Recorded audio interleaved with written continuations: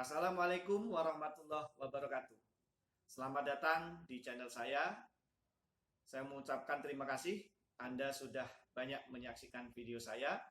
Tetapi sebelum Anda menyaksikan video yang satu ini, terlebih dahulu silahkan di-subscribe, kemudian aktifkan lonceng notifikasinya supaya Anda menjadi orang yang bernasib baik, yaitu orang yang mendapatkan notifikasi video pertama.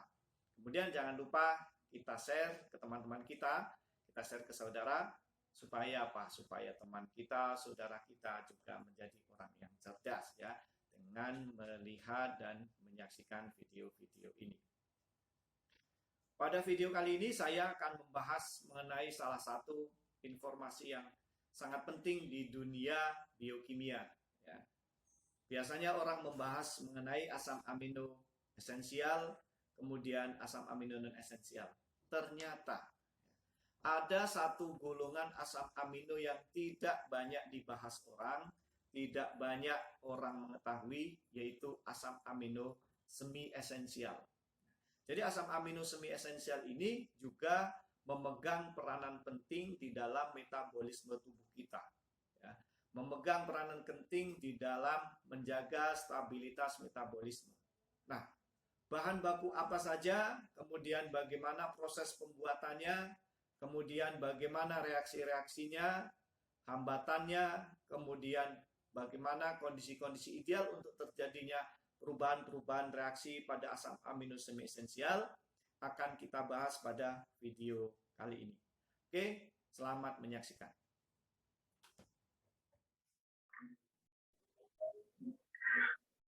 Asam amino semi esensial merupakan salah satu asam amino yang memegang peranan penting di dalam proses metabolisme. Tetapi keberadaan asam amino semi esensial ini jarang dibahas karena kebanyakan orang lebih fokus pada pembahasan asam amino esensial dan asam amino non esensial. Sementara tidak bisa dipungkiri bahwa di dalam metabolisme tubuh kita ada salah satu golongan asam amino yang juga sangat penting di dalam kondisi-kondisi tertentu, yaitu asam amino semi esensial. Oke, kita akan membahas bagaimana definisi mengenai asam amino semi esensial. Nah, jadi yang dimaksud dengan asam amino semi esensial adalah golongan asam amino yang bisa diciptakan tubuh dalam kondisi-kondisi tertentu saja. Ya, jadi di dalam satu kondisi asam amino ini bisa diciptakan, tetapi pada kondisi yang lain, dalam kondisi yang tertentu, asam amino ini tidak bisa diciptakan oleh tubuh kita. Itulah asam amino semi esensial. Definisi yang kedua, asam amino semi esensial adalah asam amino yang memiliki fungsi yang bisa menggantikan fungsi asam amino yang lain. Ya, jadi dengan demikian penggolongan asam amino semi esensial ada dua kelompok, yaitu asam amino yang bisa diproduksi di dalam tubuh dalam kondisi-kondisi tertentu saja. Kemudian golongan yang kedua adalah asam amino yang keberadaannya itu bisa menggantikan asam amino tertentu. Oke, jadi asam amino semi esensial itu ada 4 asam amino, yaitu arginin dan histidin, ya, di mana arginin dan histidin ini merupakan kategori yang pertama di mana asam amino ini bisa diciptakan pada kondisi-kondisi tertentu, ya, yaitu pada saat masih anak-anak, ya. Nah, jadi kondisi ini pada saat anak-anak asam amino bisa diciptakan oleh tubuh, tetapi seiring dengan bertambahnya umur, maka asam amino ini tidak diciptakan lagi oleh tubuh. Artinya asam amino arginin dan histidin berubah menjadi asam amino esensial. Oke. Kemudian ini golongan yang kedua adalah sistin dan tirosin, ya, di mana keberadaan dua asam amino ini bisa menggantikan fungsinya, menggantikan fungsi asam amino yang lain, ya. Seperti sistin, dia menggantikan fungsi metionin walaupun proses penggantiannya tidak sempurna. Kemudian tirosin, nah, dalam keadaan tertentu tirosin ini dapat menghemat penggunaan fenilalanin, tetapi tidak bisa menggantikan secara sempurna, ya. Serin dapat menghemat dan menggantikan fungsi glisin, ya.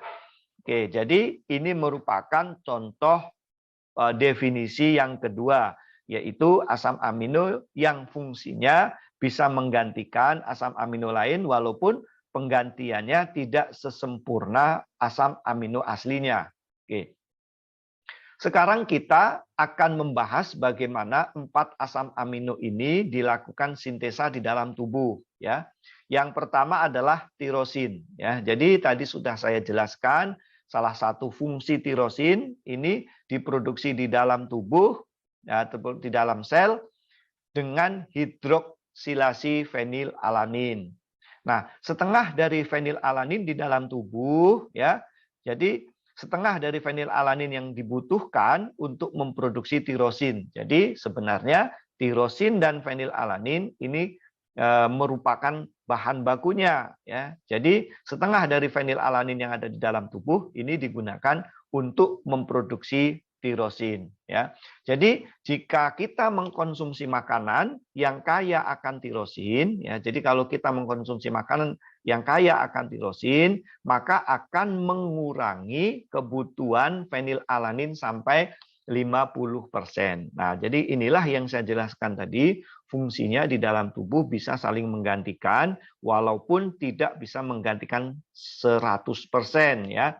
Ya, salah satunya jika kita mengkonsumsi makanan yang banyak mengandung tirosin, sehingga kebutuhan fenilalanin di dalam tubuh bisa dirubah atau bisa ditekan 50%. Nah, 50%-nya dari mana? 50%-nya kebutuhan fenilalanin disuplai dari tirosin yang kita konsumsi dari makanan.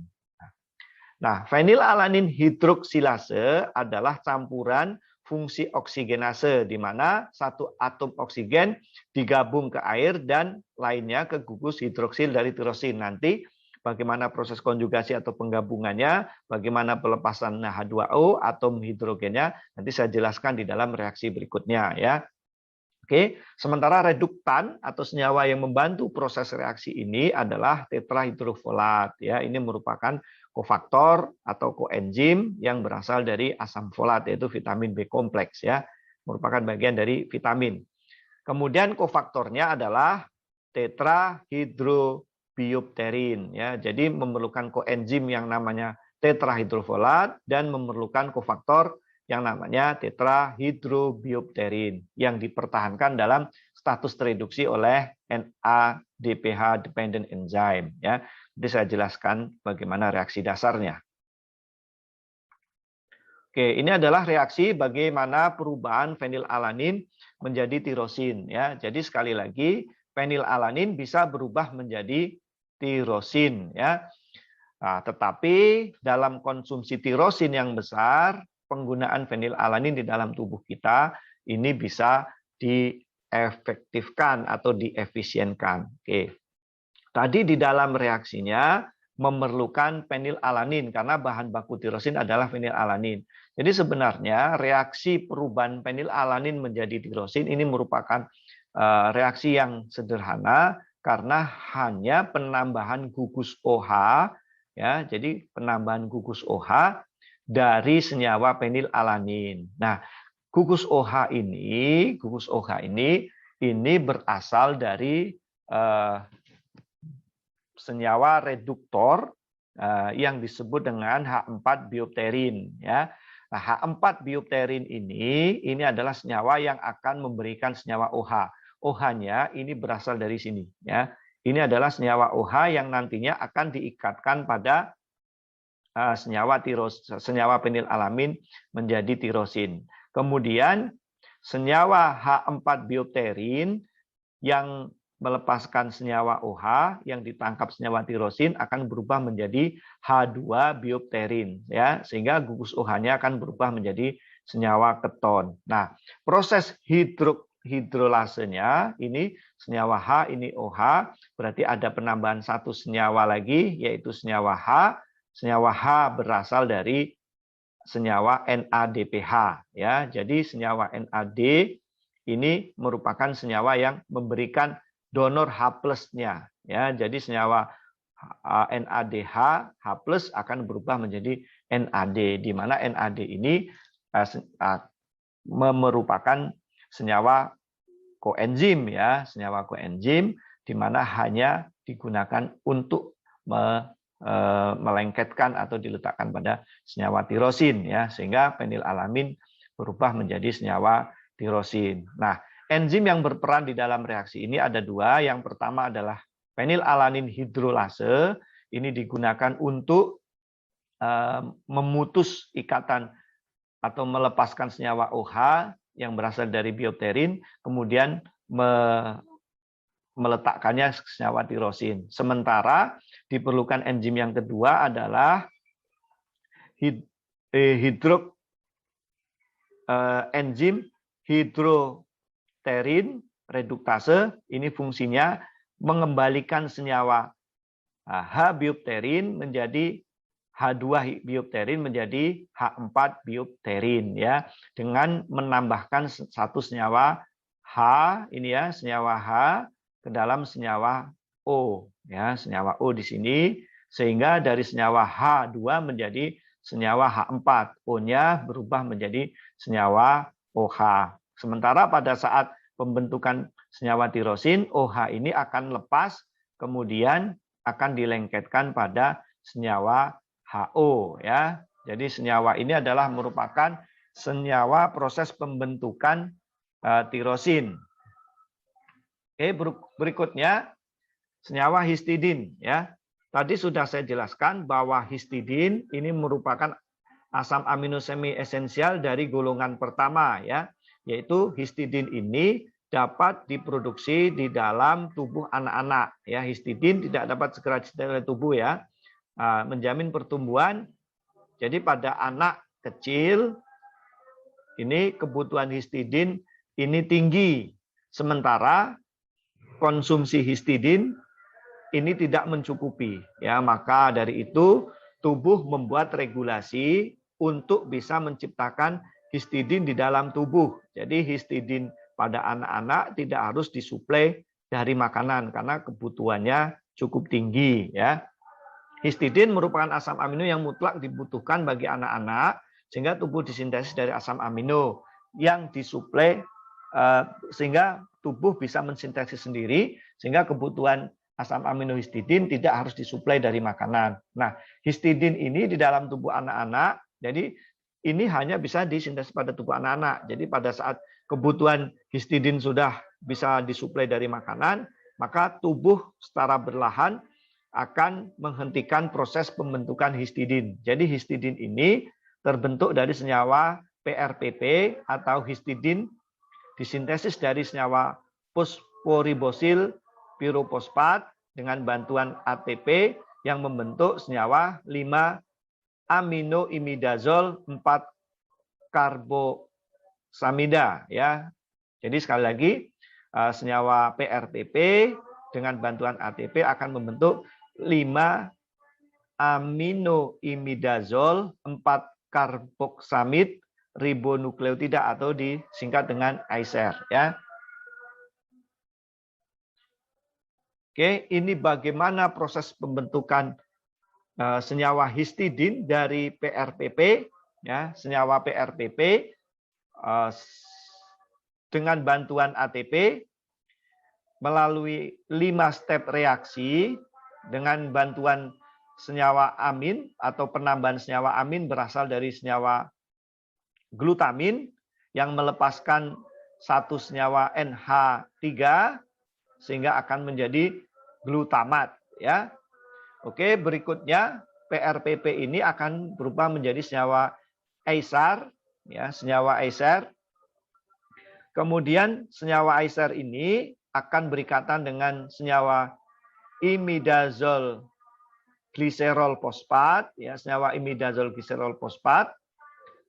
Kemudian terjadi penambahan satu NH3 lagi dari senyawa glutamat ya, di mana senyawa glutamat ini akan berubah menjadi alfa ketoglutarat sehingga ada penambahan 2 senyawa amin atau NH4 sehingga dihasilkan histidin setelah melalui 4 tahap reaksi ya. Dengan demikian ada dua penambahan senyawa NH3. Yang pertama berasal dari glutamin menjadi glutamat, kemudian glutamat akan berubah menjadi alfa-ketoglutarat, ya. Kemudian baru dihasilkan histidin. Oke, berikutnya adalah senyawa arginin, ya. Arginin juga merupakan contoh asam amino yang bisa diproduksi pada anak-anak, tetapi pada kondisi dewasa atau kondisi ini tidak disintesis, ya. Arginin merupakan asam amino yang dibutuhkan oleh anak-anak, sehingga karena pada masa anak-anak belum banyak mengkonsumsi makanan, sehingga kebutuhan arginin ini harus disuplai dari biosintesis di dalam tubuh. Nah, bagaimana tahap pembentukan arginin di dalam tubuh? Yaitu dari senyawa asetil-CoA, kemudian ATP ini berfungsi sebagai energi aktivasi, kemudian melibatkan NADPH, kemudian melibatkan glutamat, ya, sebagai donor H dan donor amin atau NH4, ya. Jadi NADPH sebagai donor senyawa H+, glutamatnya sebagai donor senyawa amin. Kemudian yang diperlukan lagi adalah senyawa karbamoil fosfat, kemudian diperlukan senyawa ATP sebagai sumber energi untuk proses reaksi. Nah, dari reaksi ini juga dihasilkan, ya. Jadi dari asetil-CoA berubah menjadi senyawa CoA, kemudian senyawa ATP berubah menjadi senyawa ADP, kemudian NADPH berubah menjadi senyawa NADP, kemudian senyawa glutamat akan berubah menjadi alfa-ketoglutarat, kemudian senyawa-senyawa lainnya seperti senyawa PPI, senyawa AMP, dan senyawa fumarat. Oke, secara detailnya saya akan jelaskan melalui diagram reaksi berikut. Ini adalah bahan bakunya adalah senyawa glutamat, ya, kemudian berubah menjadi arginin setelah melalui 8 tahap reaksi. Di dalam reaksi ini memerlukan asetil-CoA, di mana asetil-CoA ini akan berubah menjadi senyawa CoA, kemudian memerlukan ATP yang nanti setelah bereaksi akan menghasilkan ADP, kemudian senyawa NADPH berubah menjadi senyawa NADP, kemudian senyawa glutamat, glutamat ini akan memberikan satu senyawa amin lagi, jadi aminnya akan menjadi 2, karena glutamat sendiri sudah memiliki satu amin, ditambah amin dari glutamat menjadi alfa-ketoglutarat, sehingga dia akan memiliki 2 tambahan amin dari reaksi ini. Kemudian ada karbamoil fosfat, kemudian ada ATP yang akan berubah menjadi AMP, dan akan dihasilkan senyawa fumarat, ya. Setelah itu glutamat akan berubah menjadi arginin. Oke, berikutnya adalah sistin, ya. Sistin memiliki fungsi metionin secara tidak sempurna dapat digantikan oleh sistin, walaupun sistin tidak sempurna menggantikan metionin, ya.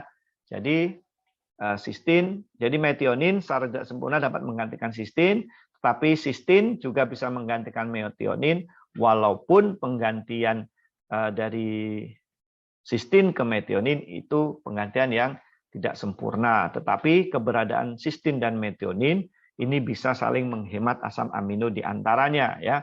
Kalau ada sistin bisa menghambat metionin, kalau ada metionin juga bisa menghemat penggunaan sistin, ya. Jadi mana yang lebih banyak saja di dalam tubuh ini akan menjadi regulasi, di mana sistin dapat disintesis dari metionin dalam bentuk SAM, ya. Kemudian homosistin, nah ini nanti akan dijelaskan detail melalui tahapan reaksinya, ya. Homosistin bereaksi dengan serin membentuk sistationin dan dengan bantuan enzim sistationin sintetase. Kemudian dengan melepaskan H2O, kemudian sistationin liase membentuk sistein. Dari sistein dengan bantuan H2O dan melepaskan NH4. 2 molekul ini selanjutnya akan membentuk sistein melalui reaksi oksidasi, ya. Jadi ini adalah reaksinya, di mana senyawa metionin berubah menjadi senyawa sistin, ya. Jadi bahan bakunya metionin.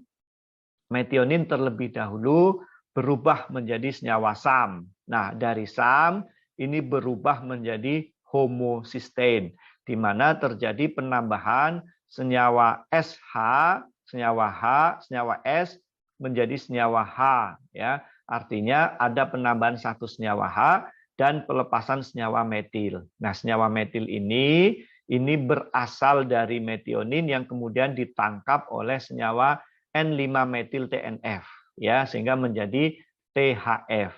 Nah, kemudian senyawa H-nya ini berasal dari mana? Senyawa H ini berasal dari senyawa H2O yang ditambahkan, ya. Nah, selanjutnya senyawa cysteine ini bereaksi dengan serin sehingga membentuk senyawa cystathionin. Nah, konjugasi antara homocysteine dan serin ini dibantu oleh enzim yang namanya cystathionin sintestase. Nah, cystathionin ini bisa berubah menjadi dua senyawa penting, ya, dalam tubuh kita. Yang paling penting adalah perubahan cystathionin menjadi cystein. Nah, perubahan cystathionin menjadi cystein ini dikatalisa oleh enzim cystathionin liase. Ya, jadi enzim yang berperan adalah cystathionin liase. Cystathionin liase ini akan mecah senyawa cystathionin menjadi cystein, ya, dan senyawa ketobutirat. Nah, inilah bagaimana reaksi metionin berubah menjadi cystein dengan mengkonjugasi antara homocysteine dengan serin.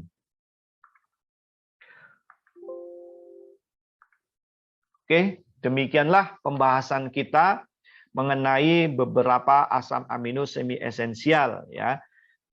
Asam amino semi esensial ini memegang peranan penting di dalam proses metabolisme, terutama pada metabolisme anak-anak, ya. Pada masa kecil kebutuhan senyawa histidin dan arginin ini cukup tinggi, sementara konsumsi asam amino dari luar itu belum tentu tercukupi, sehingga tubuh membuat regulasi di mana senyawa kedua asam amino ini, yaitu arginin dan histidin, ini bisa disintesis di dalam tubuh kita.